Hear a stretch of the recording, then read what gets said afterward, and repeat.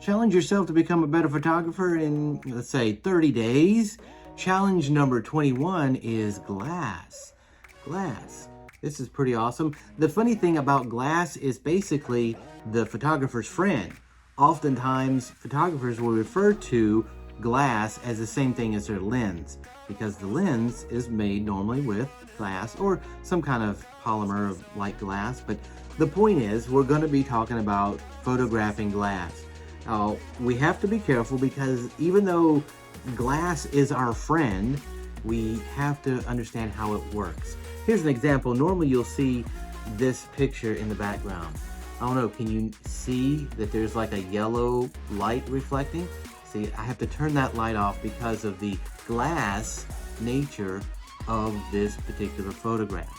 As well, this example that I brought up here, it is, might say that, oh, this is just a green glass, but I believe it's called uranium glass. In fact, if you put it under a black light, it will illuminate and it will be like an electric looking neon green.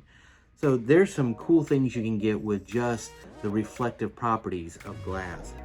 But you can also get how it looks whenever you look through it. Maybe you have a bottle that's slightly tinted and you can have another object on the other side, and you basically take a picture through that glass, through the looking glass, maybe? No, that's another story altogether. But you can possibly put something so that the glass is framing that particular object.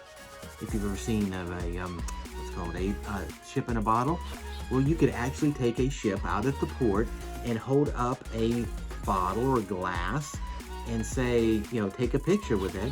And in effect, you're putting a ship in the bottle, but you're conveying that idea, that same idea of physically putting the ship in the bottle.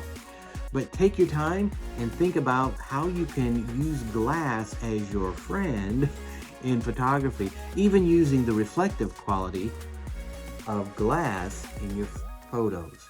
So remember, challenge yourself every day to become a better photographer.